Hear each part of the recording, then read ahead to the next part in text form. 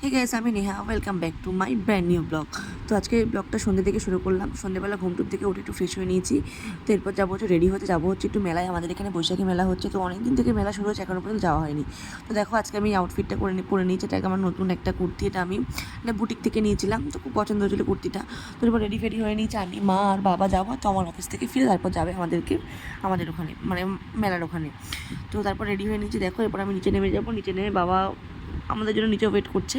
তো এরপর আমি নিচে নেমে গেছি, এদিকে মার জন্য নিচে ওয়েট করছিলাম। মা আসার পরে আমরা এবার বেরিয়ে পড়বো। তো ফার্স্টে যাবো হচ্ছে মামাবাড়িতে, মানে তমালের মামাবাড়ি, সেখানে সবাই আমাদের জন্য ওয়েট করছে রেডি হয়ে।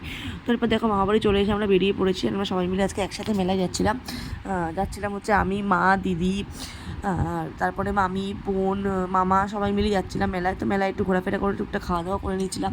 তো আমরা সবাই মিলে একটু ফুচকা খেয়েছিলাম, ঘুগনি খেয়েছিলাম। আর হঠাৎ করে বৃষ্টি শুরু হয়ে যাওয়া, সেগুলো আর ভিডিও ক্লিপ নিতে পারিনি। তো এরপর বোন বায়না করছিল যে দোলনা চড়বে, ওই জন্য ও দোলনা চড়তে গেছিলো না, আমরা নিচে সব ওর জন্য ওয়েট করছিলাম। তো এরপর আমি বেশ ভালো জোরে বৃষ্টি নেমে গেছিলো, ওই জন্য আমরা তাড়াতাড়ি করে বেরিয়ে পড়লাম। একটা আইসক্রিম খেতে খেতে মামাবাড়ি পৌঁছে গেলাম। তো এরপর আমরা তমালের জন্য ওয়েট করছিলাম যে তমাল আসলে পরে আমরা বাড়ি যাবো।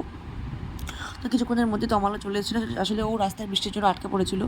তো এরপর এইভাবেই বাড়ি ফিরলাম। বাড়ি ফিরে একদম রাতে লাইট, যেহেতু মেলায় গিয়ে টুকটাক খাওয়া দাওয়া হয়েছে, ওই জন্য একদম লাইট করে ডিনার করেছি। তো এইভাবেই আজকে সন্ধ্যেটা বেশ ভালোভাবে কাটলো। তো আমার ভিডিও যদি ভালো লাগে লাইক কমেন্ট শেয়ার করে দেবে। দেখা হচ্ছে নেক্সট কোনো ভিডিওতে। Thank you for watching, tata.